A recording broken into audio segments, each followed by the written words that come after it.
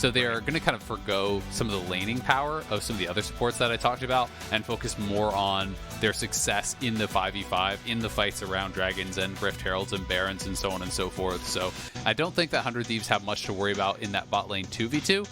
But come team fight time, they've got to be very, very careful about that ball delivery service, because champions like Azir, like the Aphelios, if they are caught in that Rakan engage into a shockwave with the True Shot Barrage coming over top, you know, that Ezreal ultimate, that can be a 100-0 type situation. At the same time, 100 Thieves has an incredible amount of damage in their carries with Azir, with Aphelios. These two champions scale to be able to put out an absolutely disgusting amount of DPS. And when I look at the top side of the map for 100 Thieves, when I see the Renekton and I see the Volibear, new Volibear hits like a truck and the damage comes out incredibly quickly. It's super front loaded. He can put down his entire combo in a couple of seconds.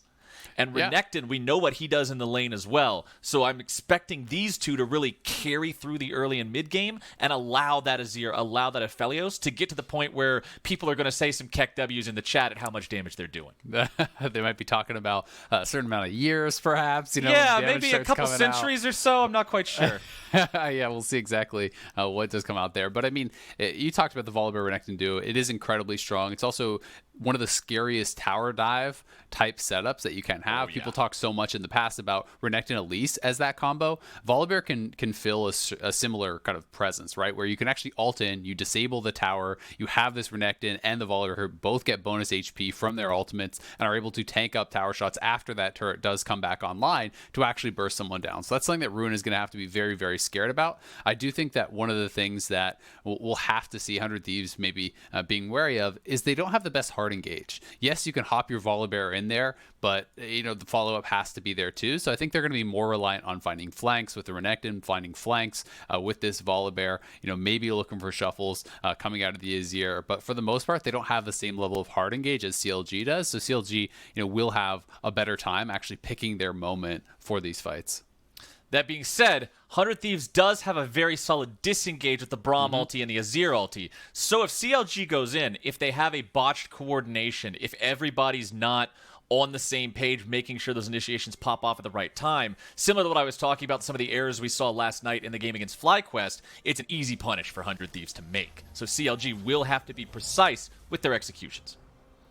I agree. I think it's one of those situations where both teams are going to have their strengths and weaknesses, and a lot of it, you know, comes down to, I think, when you have these types of compositions, like what 100 Thieves is running, is being first to actually set up in an area. Because if you can be first to an objective, and your opponents have to actually funnel through the Azir shoulders, you know, come into Aphelios and come into Braum and try to walk through all of these champions that can kind of block a choke in the map, it becomes extremely difficult. But if you are in kind of like an open area where CLG can find the way to actually get that engage, it could be pretty tough for 100 Thieves. All right, looking across the map here, just sort of taking stock of everything in both teams' arsenals as we begin things. Wait for the minions to start spawning. It is 3 teleports on both sides here in this game. Both AD carries opting to take that non-combat summoner spell will provide them the ability to get back to lane more quickly, as well as more macro presence later on in the game. Both mid laners also going with that. Volibear on the press the attack. We've seen this as a pretty popular rune for him. Taking it for the same reason that Trundle does. It helps you duel early on. It helps add a little bit of extra damage to your ganks, and it still provides a team fight presence with the damage amp. Yeah, some people do like phase rush on it. You know, I have heard a little bit of that. Sometimes you see Conqueror. So there are some options, but PTA from jungle I think is by far the most common. It's just has such a high level of efficiency. You know, baseline, it's very easy to proc, and you can use your W to help proc it faster, your Q as well. So it's very quick and easy to actually get that down. And you know, as far as the double TP here from the marksman, it's one of these situations where, generally speaking, Ezreal can just get away with it. And then if you know you're going to be going up against Ezreal, and Ezreal doesn't really have a kind of strong laning partner, you know, if he's paired with someone who has really, really heavy poke, and you're worried about potential kills, then you have to take heal. But because he's paired with the Rakan, Aphelios is so comfortable to then take TP himself, and that is going to allow him to match teleports, to keep this Ezreal pressured under tower, and to try to really keep presence in this lane. Because oftentimes how Ezreal really wants to use that teleport is to, you know, get to tier or get to Sheen or even both, and then TP back, keep you locked under your turret, keep you trying to, you know, farm at this disadvantage. Because if Ezreal gets push, and doesn't have the minions in between you and him, that's where he can start poking you out and actually really get control of the lane. So Cody Stunt taking TP to try to prevent that. You can see junglers have started on opposite ends of the map and have moved all the way across both quadrants of their respective jungles. Meteos going for the full clear approach. You can see Wiggily doing the exact same thing here, except for that chicken camp for Wiggily. Trundle early on doesn't exactly clear that one super efficiently, so doesn't want to spend the time on it. You are seeing the Scuttle Crabs just now spawn, and it's Meteos on the top side crab, as bottom side, Wiggily sees if maybe there's an opportunity to do something here. Waiting for Smoothie to clear out the ward, but now he'll move into the crab himself. Yeah, I don't think that 100 Thieves bot lane is going to step very far forward. When your ward is cleared like that and your jungler is topside, it's time to be scared.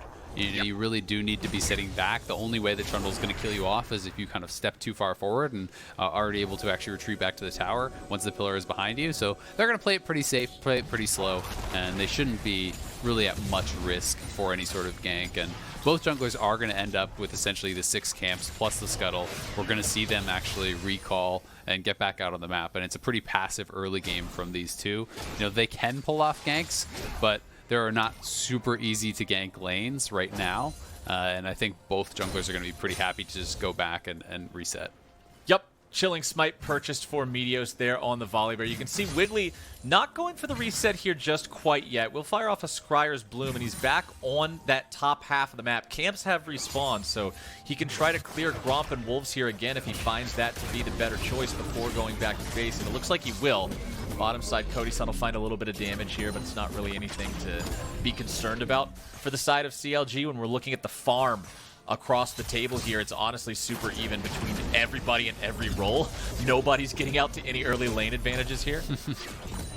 Yeah, and it is worth noting that both junglers are actually playing Water Walking and Nimbus Cloak. These are very common secondaries, but just want to mention it because, you know, while Volibear isn't traditionally known as this ultra strong early ganker, having Nimbus Cloak plus Chilling Smite actually makes your chase down in combination with your Q speed up quite powerful. So if you do overextend, you still have to be worried about that Volibear coming in and looking for that potential gank.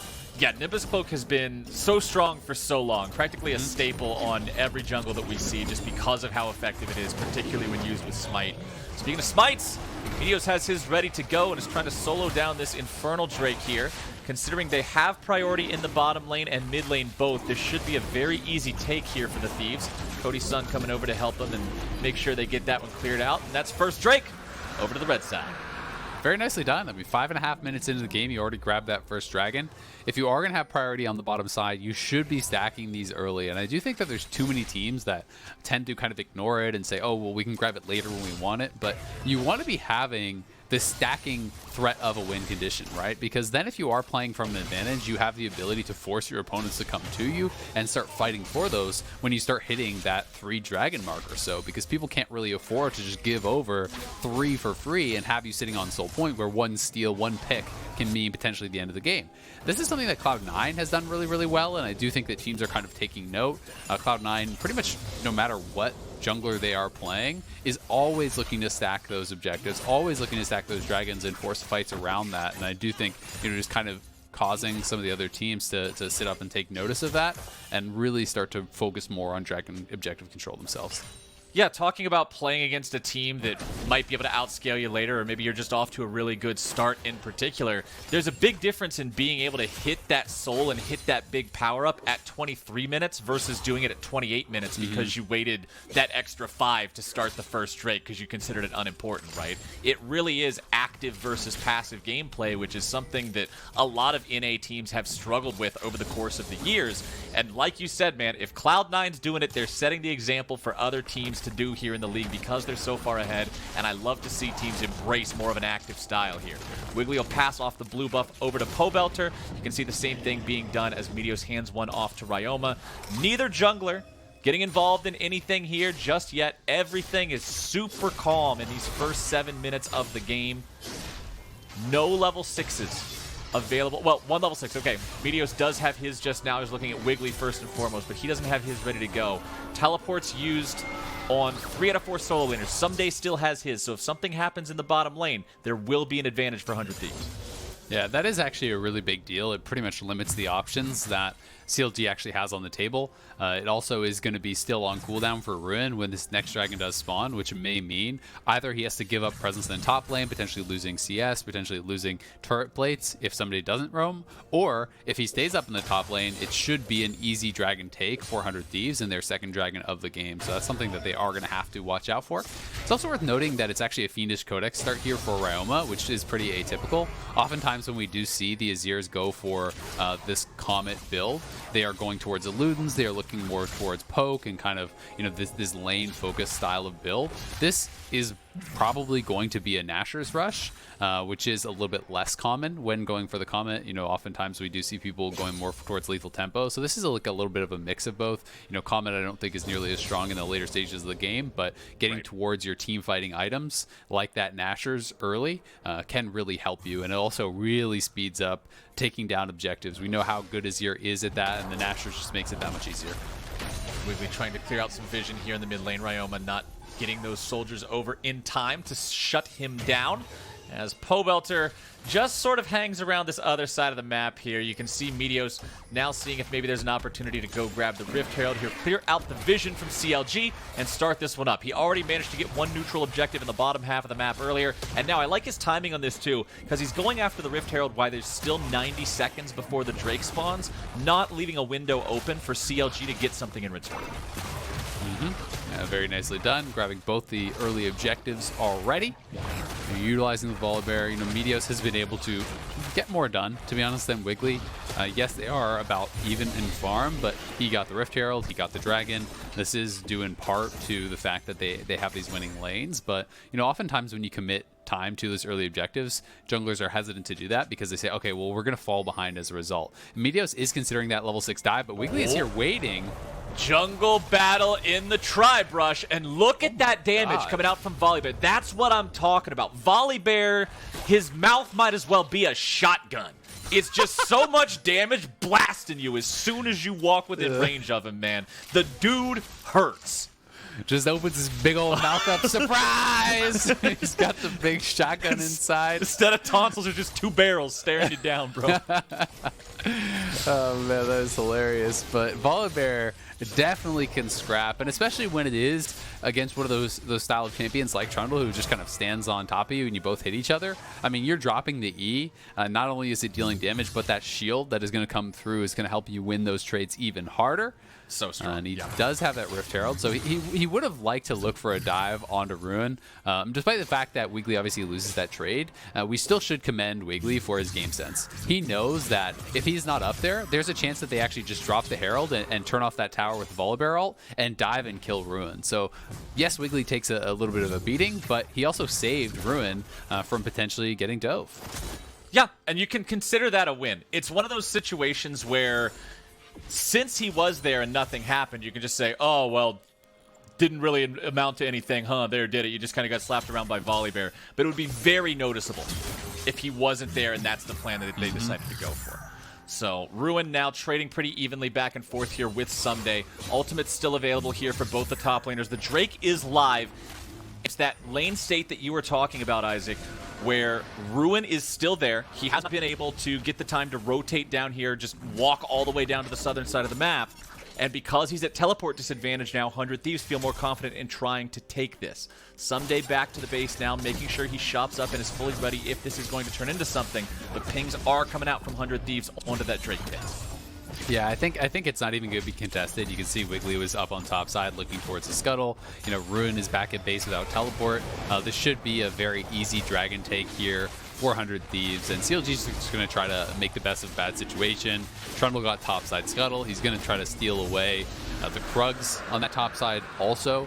So, you know, they're just trying to get a little bit of something. They didn't feel like they were in a position to actually win that fight either way.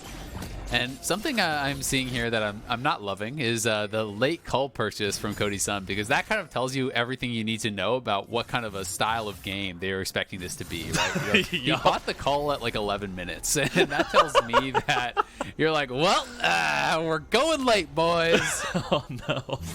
Cull at 11 minutes. It's that type of a game. It's that type of a game. Some days, not having the best of trades up here against Ruin at the same time. But bottom side, we might finally see something that's not a... No, we won't. No, we won't. That's They baited us to thinking it was going to be something a little don't give you spicier. cull stacks flowers. There's no need to go for those. That's true. We can just abandon those, sink the ship. 100 Thieves doing a good job of knocking down a couple of plates before Shelly is summoned up. She does a little more than 2 plates worth of damage, so this turret just about taken out here. One more auto attack should do it. There we go. Ladies and gentlemen, Smoothie sticking around a little long.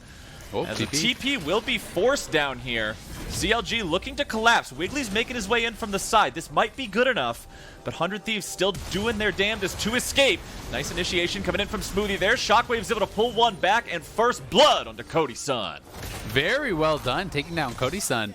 Cody and Stunt really were trying to hold on to those summoners and I think reactively flash away once they saw the engage committed, but Smoothie goes for the R flash, catches them very easily with that charm. Then it's going to be straight into the knockup, and Pobelter positioned the ball very well for that follow-up shockwave. So this was really good.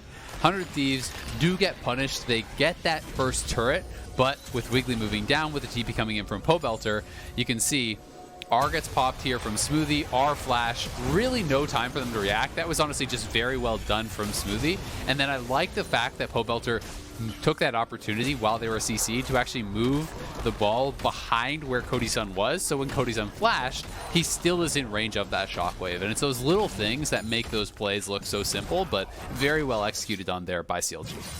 Also, good job by Meteos making sure that he used the ultimate to escape rather than using his flash. It's a shorter cooldown. It still gets you out. And you can see at the very end, too, he also walked back just a half step to make it so Stunt was able to dash to him and didn't get stuck in a situation where he could have been potentially chased down for another kill. So 100 Thieves, they did lose their AD carry, but they minimized those losses that they had to take, as Smoothie has now rotated up to the top side.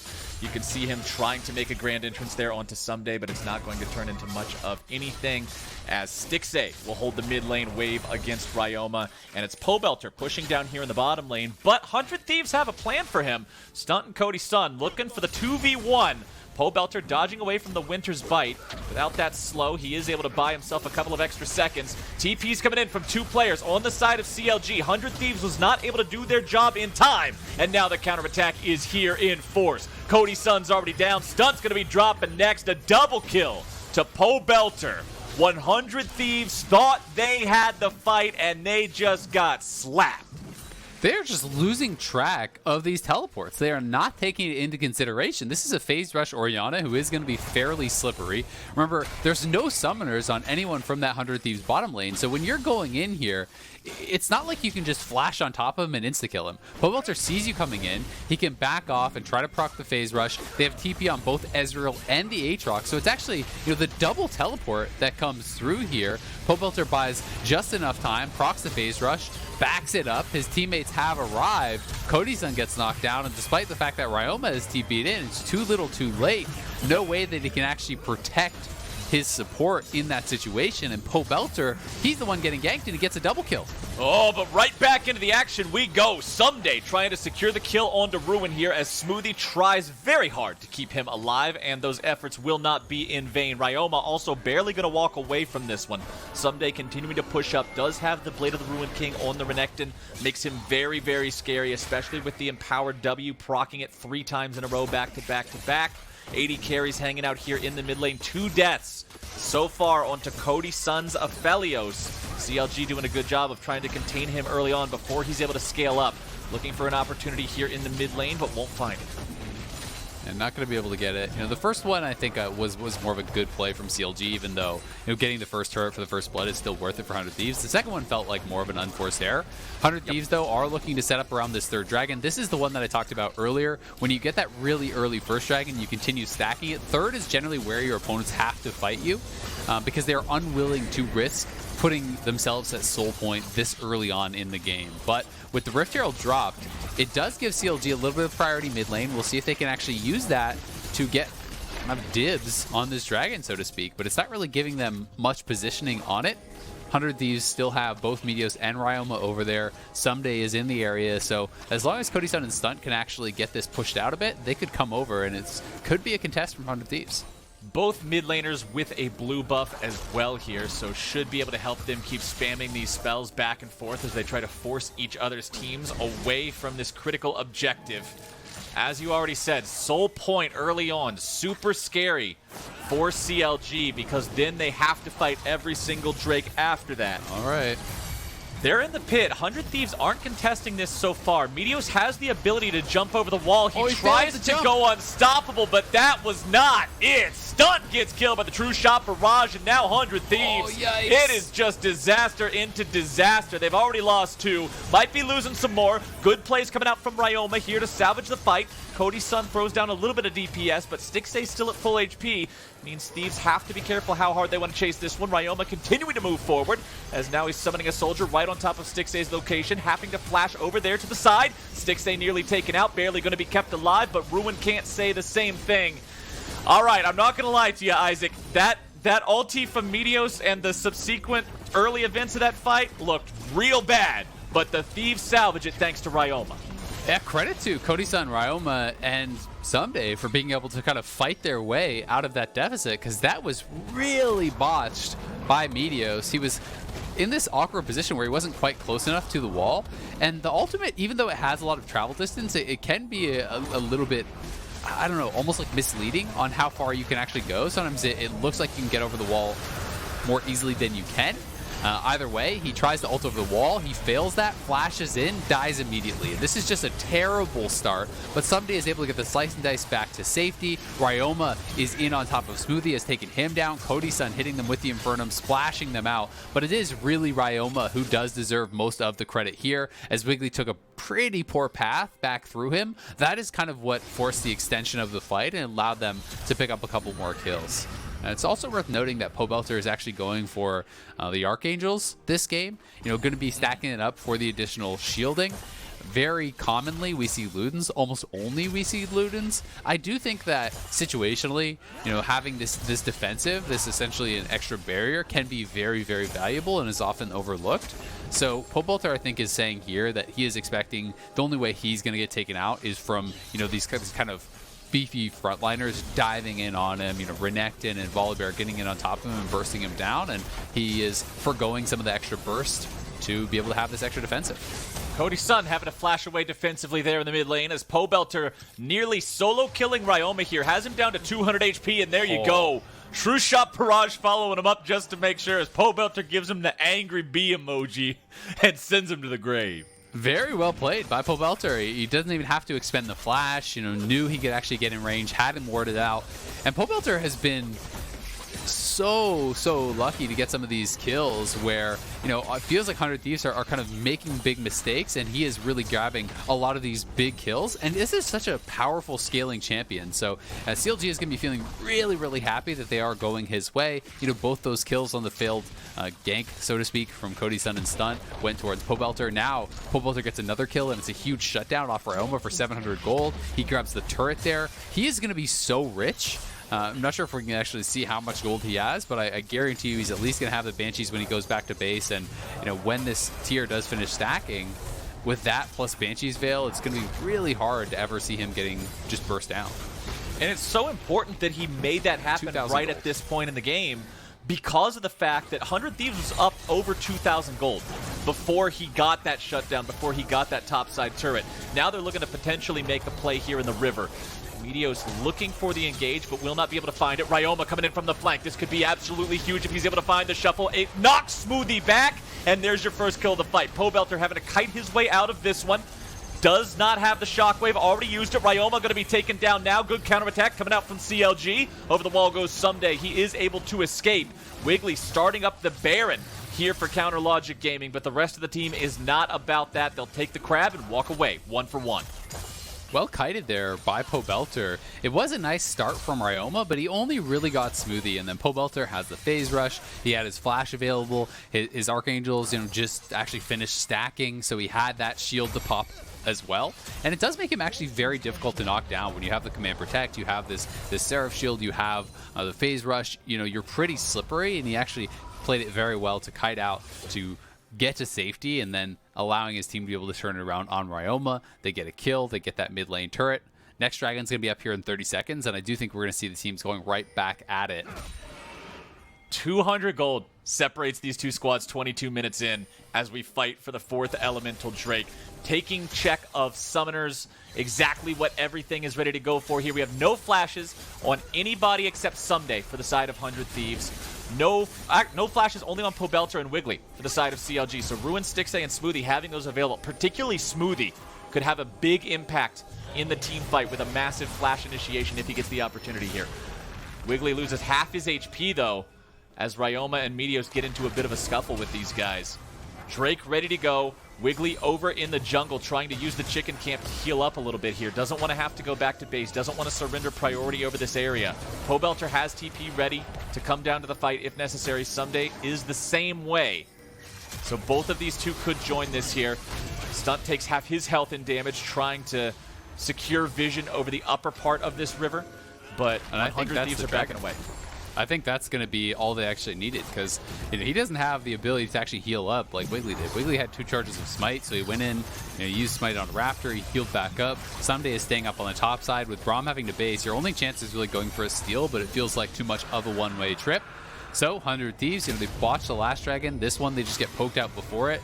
Now the dragons are all tied up. They are going to be looking for Ruin here, but question mark pings are on that brush. They got spotted going in. Oh, man, they found Ruin really quickly, though. A lot of damage coming through, but it will not be enough to burst him down. TP's coming in from both sides. 100 Thieves making the call to potentially pursue, but now they're falling back and looking to make a move onto Pobelter. They pop the Banshee's Veil, but Cody's son's going to be taken very low. He's the first one to fall, and Pobelter will go immediately thereafter. Stunt still trying to make his way into the fight around the side. Meteos almost thrown up into the air, having to flash away to make sure he doesn't get caught. Smoothie down to 200 HP. As Stunt looks for the chance to come in on the flank. But CLG will do a good job protecting their support and disengaging. Very close fight there on either side. It was 100 Thieves that were trying to actually set up this little pick in the brush, but they got spotted going into it. I think thanks to that ward that was over the wall there. So CLG decided to actually make the collapse. They go for it. Pobelter, I believe, TP'd in, and he does get taken down, but he had a nice shockwave out before, got a lot of damage down onto 100 Thieves that made that a very close fight. CLG managing to stop the Drake stacking early on from 100 Thieves. That potential early win condition of having the soul 24, 25 minutes in, completely slammed on the brakes now. And as they're scaling up, you already talked about how much money is on Pobelter's Orianna. You can see the Banshee's Veil, the Seraph's Embrace, working on the Death Cap now. Importantly, Death Cap already completed for Ryoma. His 2 first items are Nashor's into that Death Cap. Just wants so much AP to be able to make sure he goes in and disintegrates these health bars. But he has to make sure he stays alive to do it. The last time we saw him go in and get the kill, he, yes, was able to find the pick onto Smoothie, but then dies for it. Not a trade 100 Thieves can be making as they move forward. Cody's son also building that Death's Dance 3rd item. We know what this item can do, especially when you combine it with a champion like Aphelios. There's a lot of potential for some shenanigans in the team fights once that is done. Cody's not having the best game here so far, but we'll see if he can keep himself alive a little bit better once that comes online. I mean, he's really well known as an excellent team fighter, and they are going for the engage, but it's going to get turned around. I'm talking about Cody's son being in a bad spot, and now he's getting himself away. But Pobelter's already found the kill onto Meteos, and CLG will continue pressuring forward. Cody stays back, Cody stays alive, but so does the entirety of CLG, and they'll find 2 kills. They're going to find the Baron here also with Meteos down. 100 Thieves went for the engage, but a nice shift by Stixxay, getting out of there very quickly, avoided the Aphelios ultimate that was supposed to be that engage, and then Smoothie just instantly turned it around on them. They land so much AoE, and there's not really any opportunity for 100 Thieves to even get here in time. The Baron is just gone, and CLG, just like that, the first team to really take big control in this game. So well done from CLG to recover from a shaky early game. Now 2,000 gold ahead, 26 minutes in. Really liking what we're seeing from this squad, and things do seem to just continue to get better for them. Even after having a shaky game last night against FlyQuest, today is looking better. And this is what I kind of wanted to see when we were talking about how they just couldn't find an answer for anything back in spring. I wanted to see a team that could learn from their mistakes, and that's what CLG is doing so much better of a job at here in the summer. They really are, and the game is going to get harder and harder for Meteos as, not only is this Trundle building full tank and has a ton of CDR, meaning he's always going to pretty much have, that ultimate available for any sort of fights, but, he is double mountain, which is actually amplifying his resistances. Then he's going to be ulting Meteos and making him incredibly squishy while making himself even stronger. So as both these junglers build tank, it just gets better and better for Wiggily, and he is going to become a real frontliner, whereas Meteos is just going to be paper, with 3 items on the mid laner, 3 items on the AD. He is going to be in trouble here. Paper Bear thrown up into the air, having to jump away, but the damage continues pouring through. Nice job coming down from the CLG carries. It will be a 1-for-1 overall, as Ruin is going to be picked off by Ryoma and Ssumday in the bottom lane. Still a Baroned up 4-man squad from CLG will maintain the push here in the bottom lane, but Ryoma's Azir will make quick work of those minions, Baron buff or not. CLG does have the opportunity to steal away the blue buff here, deny that from the side of 100 Thieves. Stunt on the front line, potentially posing a threat to Stixxay, but that's an Ezreal. He's got Arcane Shift. It's not that big of a deal until the TP shows up. Smoothie and Stixxay trying to exit to the left, but Wiggly's going to be the target. Take the health bars you can get early on. Good God, Ryoma's already dead. CLG are turning this right back around, and they will get through this with no casualties, taking down 3 of the 100 Thieves. Smoothie has been so on point with his engages there. 100 Thieves, they had the 4v4, felt like they needed to try to pressure, try to go for something. They TP in Ryoma, but he just TPs directly into a Smoothie engage and dies to Smoothie and Stixxay. CLG are going to get 2 inhibitors now, minimum, off of this. They are really blowing this game wide open.